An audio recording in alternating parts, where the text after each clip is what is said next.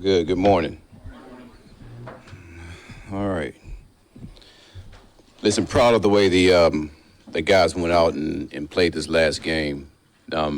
Actually, more proud of the way we came out as a team and played. Man, that was you talking about a collaborative effort, right? That was a team unit going out there playing the way they had to play to go win a game.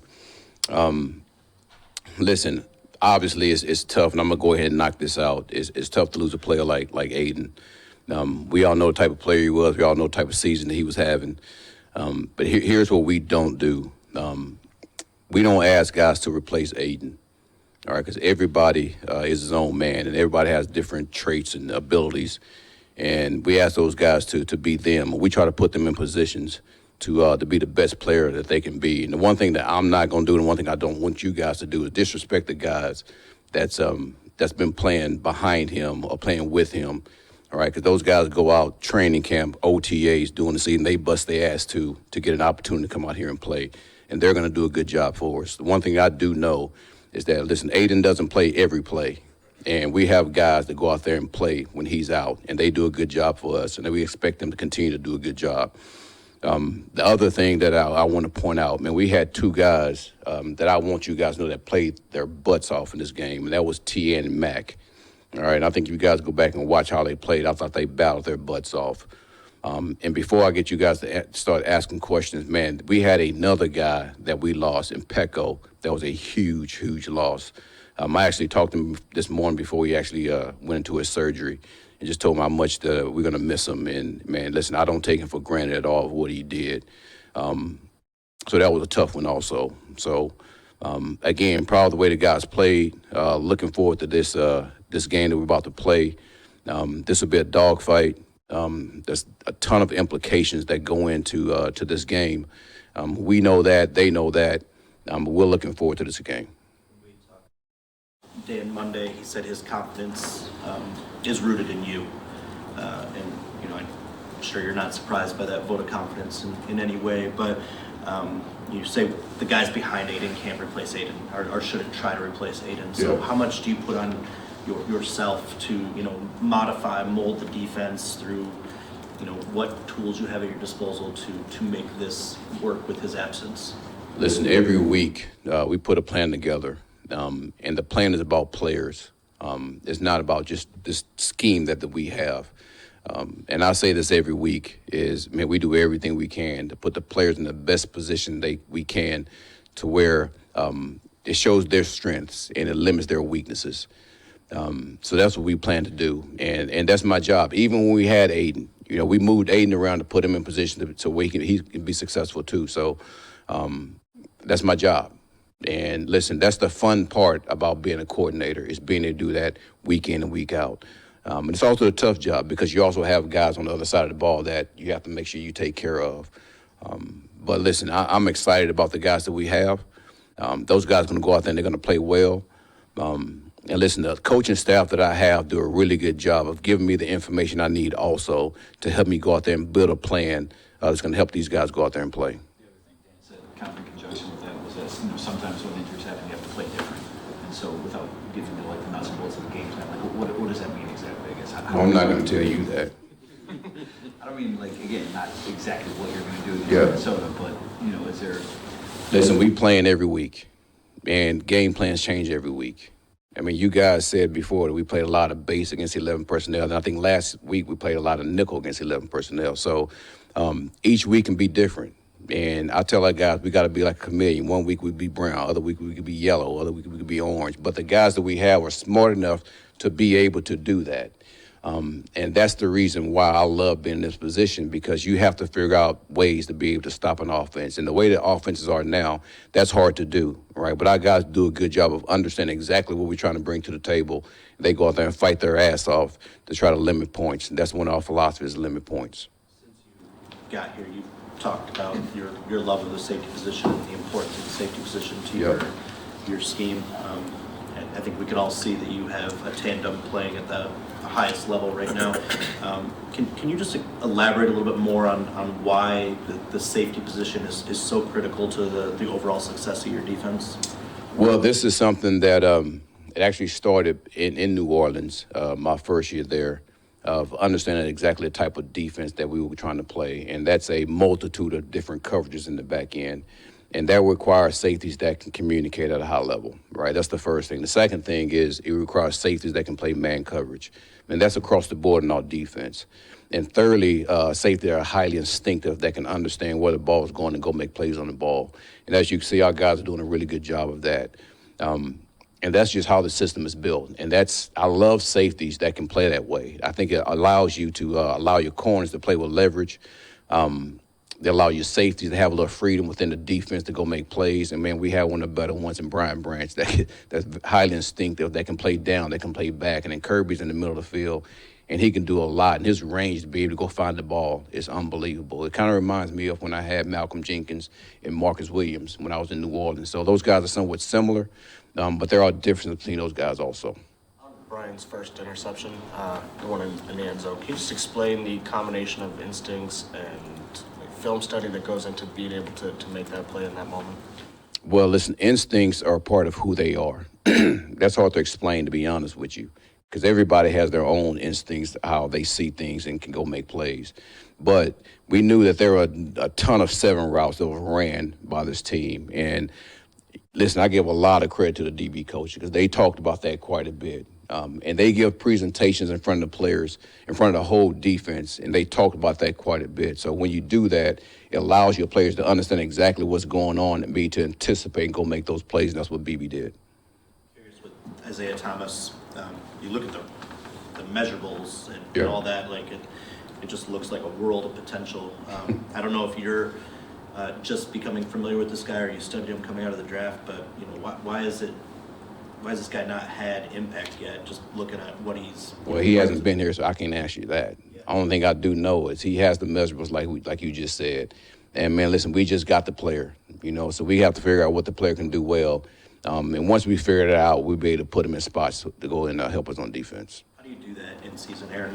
When you get a new player, It's always hard to do, but you practice. That's the way we practice, the way that we practice. Now, we're not one of these teams that are going to sit and without pads on. We're going to play. The only way you can practice football is to play, but the only way you can play football is to practice football. So he's going to have a chance to go out there and practice against, one of the best O-lines in the league and see exactly what we can do, and then that's going to tell us how we can play him. Prior to the game, Dan talked about eating turnovers in bunches. Yeah. You obviously executed that at a high level with all the turnovers. How do you build upon that moving forward when you have a performance like that you had? Continue to do it. That's easy. Continue to do it. We practice it all the time. What are some of the changes you see in this offense going from Kirk, losing JJ, to now Sam Darnold, and here they are 5-0 and kind of clicking? Listen, I think KO, with the head coach, does a really good job of identifying exactly what Sam does well. Similar to what you see, how the Rams kind of transformed themselves into this power run team. They went and got the running back, Aaron, and, man, he's tough to deal with. Listen, I don't know what his situation is, but you can tell when he's in there, man, this O-line has a different mentality as far as, man, blocking downhill, because they run this crunch play, which is really power to create these doubles, and that's a team that wants to be physical when they do that. So that's another added element that they really didn't have, early before he got there or when he was there, that they're trying to implement into their offense. And when you have that, man, the play-action game shows up, and I think that's what Sam Darnold does a really good job of, the play-action.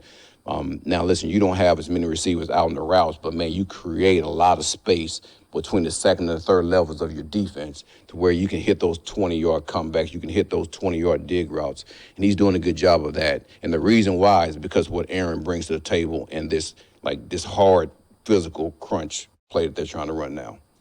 Asked you the evolution of a couple of your linebackers as pass rushers, Alex and Jack, just like since you got here, how they've grown. I mean, it's not just Aiden and Kyle, obviously. Yeah. They have important Barnes too. So how much can they maybe help you, provide some pass rushing? Well, this is something I talk about every week, about the versatility of that linebacker room. And listen, we expect all of our guys to be able to create some type of pressure on the quarterback in some way, shape, or form. We blitz Alex, we blitz Jack, we blitz Rodrigo. We used to blitz Barnes like crazy. And then we're going to continue to do that because those guys have the ability to do that. They're bigger men. I think that's a tough matchup on backs. So as much as we can do that, we're going to do it.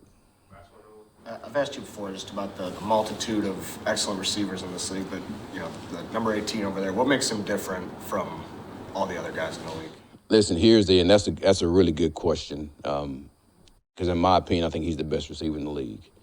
And that's no disrespect to any of the other receivers. Listen, Jamar Chase, I mean, it's a ton of really, really good receivers in this league. I think the one thing that sets him apart is his toughness. Man, this guy here has taken some shots going across the middle, and he's not afraid to go across the middle, and he's going to reach, grab, and do whatever he can to catch the ball, and he takes some shots, man. He gets right back up. He has a swagger about himself. He gets right back to the huddle, and he's ready to go play. And I think that inspires his teammates. You're talking about a great player that elevates his teammates. That's one of the reasons why his teammates are elevated, because of the way he plays the game. When you got here, 2022, you held him to one of his worst games with the defense. Then he comes back and he pops 220 yards. Does that just show his ability to adjust? Like, you can't have a singular game plan against him because they're gonna find a way. Well, it shows his ability, who he is, and I think the coaching staff did a really good job of trying to get him in positions where you just can't press him and things like that. Because they move him around quite a bit against us, and we have to do a really good job with our coverage responsibility to make sure that we're on point. Our alignments are right. Understand exactly what we're trying to do in certain situations, man or zone, to make sure that we're not out of position, and they do a good job of that. Thank you. All right. Onside kick, I love it. In the fourth quarter, when you're behind, you got to declare it. I just saw one actually randomly. I really don't look at much social media, but I saw one randomly. It was like a high school game. They bunched a bunch of guys up, hit a guy out there. Is that the one? God, man, we must be looking at the same stuff. It's scary. Man, artificial intelligence. No, it's out. What did you think of Jake's performance on Sunday, and how good was it to just get him kind of an extended workload? Yeah, it's good. I mean, really, that's kind of what we've been doing throughout the season, is just getting a lot of volume. And you guys don't see it all the time, but during the week even. And he's just gotten better and better. He's still got a lot of room for improvement, I think. But you can see him consistently getting better day after day. So I'm really happy with their progress.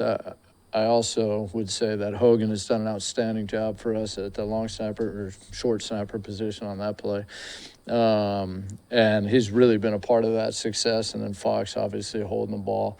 I think those three guys are just getting better and better. And obviously we're going to need that throughout the course of the year. But we'll still have some ups and downs, I'm sure. That's just the way this game goes. But again, our focus for him is really just going to be on continual improvement. But that game was a good step for him. You said last week, because I think something that we might not have known, or the average fan might not know, is that these guys can only kick so many times in a week. Like, do you have a number on how many they can kick? Like, what's the optimal?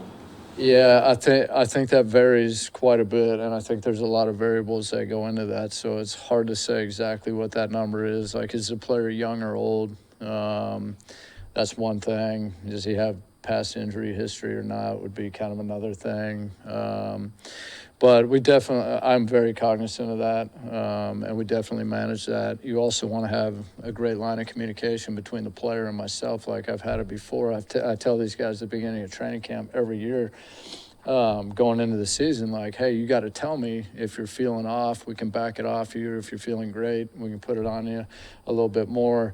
And a while back, a player got hurt, and I'm like, man, what happened? He's like, well, I felt a little tight. I'm like, oh, man, like if you would have just communicated that to me, we could have maybe avoided something. So I think having an open communication or dialogue with the players and yourself and being able to manipulate the schedule as you go. So I think there's a lot of variables to it, but yeah, definitely over kicking a guy can put him in a bad spot, and you want to be very cognizant of that. 10 kickoffs in a game, did you almost have to go That's to the always a bullpen? great thing. Yeah, did no you almost punts, have to go 10 to the bullpen kickoffs. on that? Gosh, man, the way we're covering it, maybe. But no, yeah, that's a good problem to have, but that is a large volume. Now, the good news is the kickoff today is a little bit less than it used to be, just in terms of how you're hitting the ball, and it's not quite as much on your leg, and that's going to help these guys out.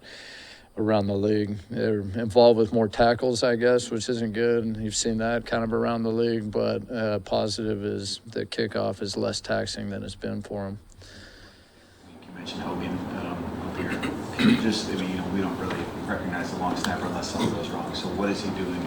So I mean, I would say like on the short snap, I'll start with that because, and it really is something that I didn't know was as important earlier in my career as I do today. But number one is velocity. The quicker he gets the ball back there, the more time Fox has to get the ball down. Ultimately, what the kicker wants is the kicker wants to see the ball down on the spot for longer. But he's also got a time restriction put on him. So whether that's 1.3 seconds roughly would be a number around the league that people would use. So he's got 1.3 seconds. Well, if the ball gets down at 1.2, he's got a tenth of a second to see it before he hits it in its place. If it gets down in 1 second, then he's got 0.3 of a second to see the ball. And the longer the ball's down on the spot and stationary, the more accurate every kicker is. It doesn't really matter who the player is. So it'd be like catching a ball on offense. I mean, the longer your eyes are tracking the ball, the better your odds of making the catch. You turn around, it's on you, you know. It's a difficult catch to make. Not that they can't make it, but your odds are going down. So velocity is one thing. The next thing about getting it down on the spot would be also location. So the better the location is, more right over the spot, the quicker Fox can get it down. Then you're also talking about the laces. And if the laces need to be adjusted, then that takes time, which, again, puts the kicker behind it a little bit.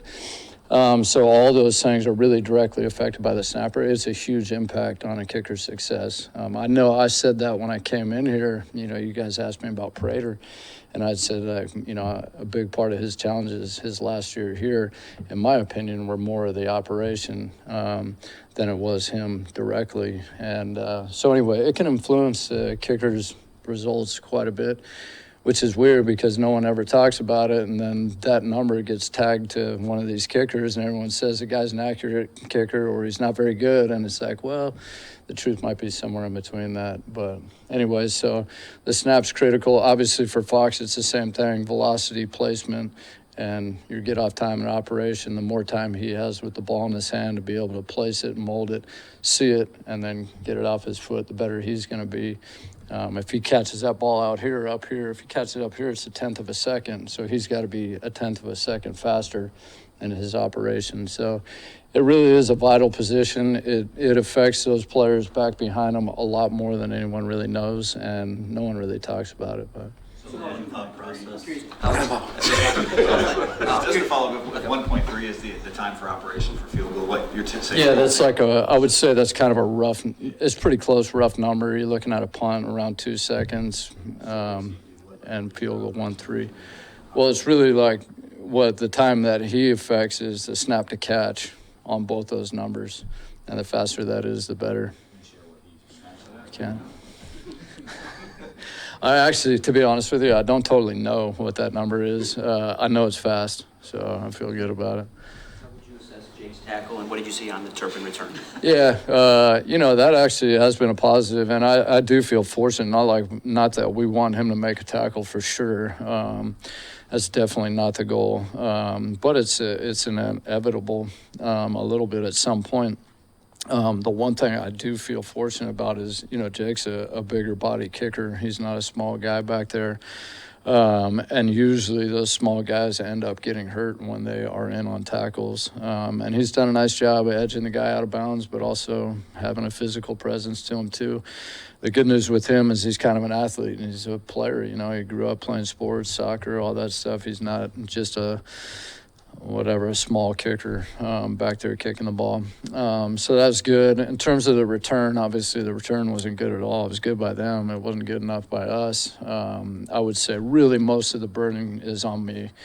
Just not doing a good enough job of putting those guys in a position or a mindset to really go play that play to the best of their abilities. So it's really something that I got to fix and help them with more than anything.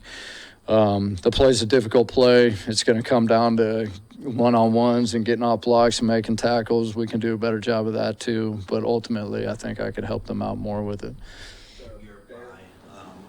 The Bears had some long snapper issues, had to bring in Komet there as an emergency. think I'm asking for state secrets here. I'm just curious, like, who's your emergency option, and how much do they wrap that? Just given you always have to be prepared for every scenario. So yeah, it's a great question. It usually comes up when something happens to a guy, whether it's on your team or around the league, which you hope never happens. Honestly, our guy going into the last game was Hutch. So yeah, you're in the middle of the game, and that could have been a problem too. It's something that we work every week with those guys. We have them snap a handful of snaps. We don't work it a ton. Obviously, we don't have a lot of reps for them. A lot of their reps come off to the side, not necessarily in a team drill.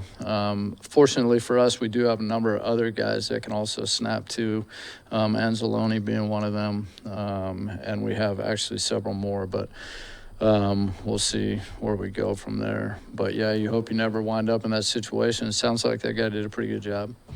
And I think there's ways to help, like if you do get into that spot, there's ways to help that player out a little bit and take some of the stress off him. Maybe he's not snapping it all the way back there 14 yards. You're moving your punter up, you make some adjustments. But yeah, it's definitely a spot you don't want to be in. You don't want to lose a kicker or a snapper. Special teams plays around the league. It seems like back-to-back weeks in which there's been a blocked field goal, kind of on a similar strategy of holding the long snapper down and someone leaping the line, which is kind of skirting the rules before because it's someone lined up on the line of scrimmage. So I guess my question is, one, do you think you have a guy that has the athleticism to line up on the line and leap? And two, do you think this is a loophole that might be closed next year? Yeah, I can't. A loophole that would be closed. I can't really answer that. Do we have a guy?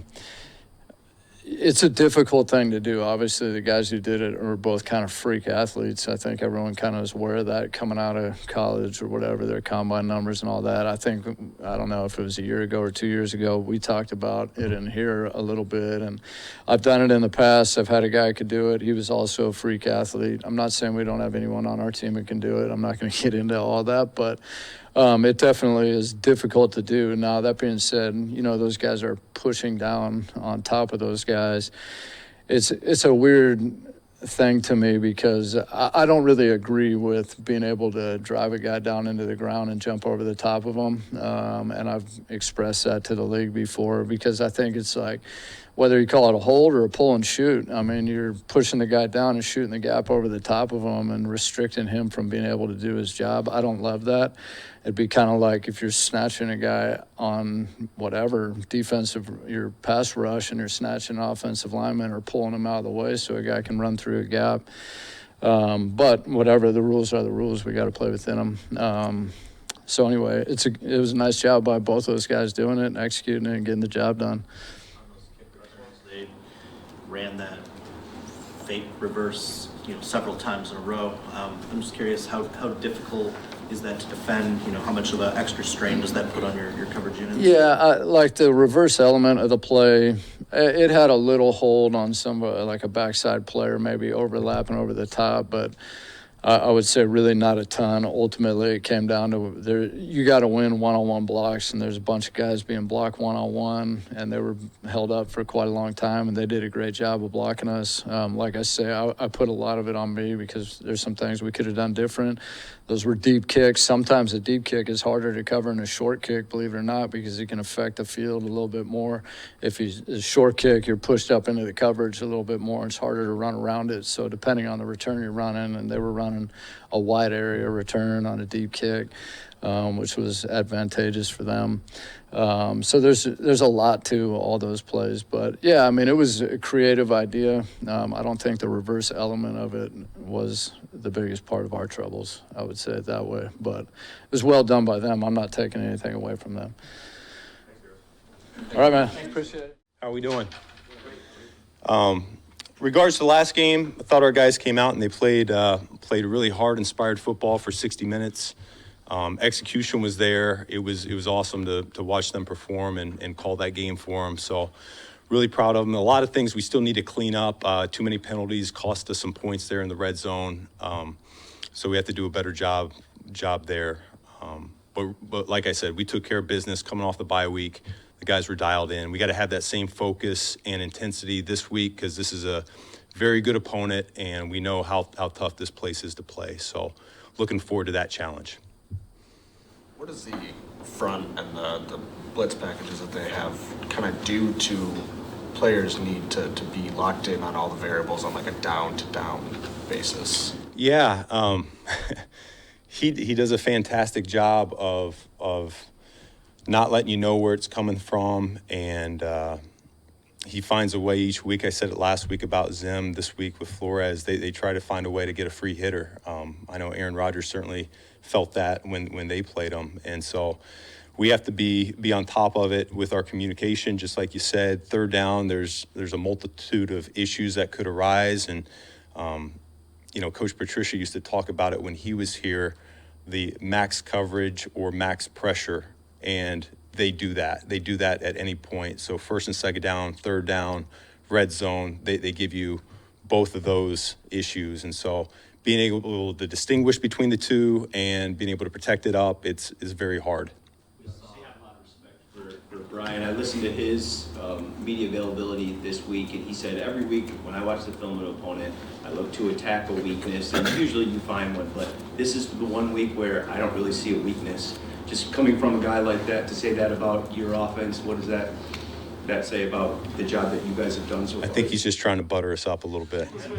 No, I'm sure he's got plenty of things that he's going to look to go after and look to try to expose from us. So we try to do a great job each week with our self-scout and what we're putting on tape and trying to counter whatever that is. But no, it's awfully nice and flattering that he would say something like that, but that's really a credit to our guys. We have some phenomenal players at every position group. So not only are they talented, but I think their style of play is what separates them apart from a lot of these other offenses in the league. They go hard for 60 minutes, and like I said, we'll have to do that again here this week.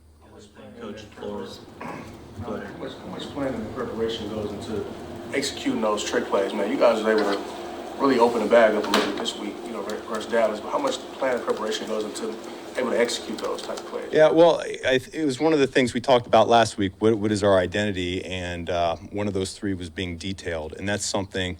Springtime training camp up until now, we were very, very demanding out of our players.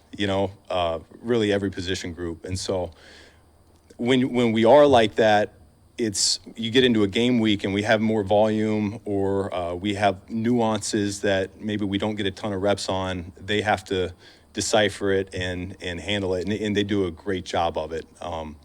That combined with some of them are for premier looks, and if we don't get that look, we get out of it. I mean, should go back a couple weeks ago when we called the pass to Jared.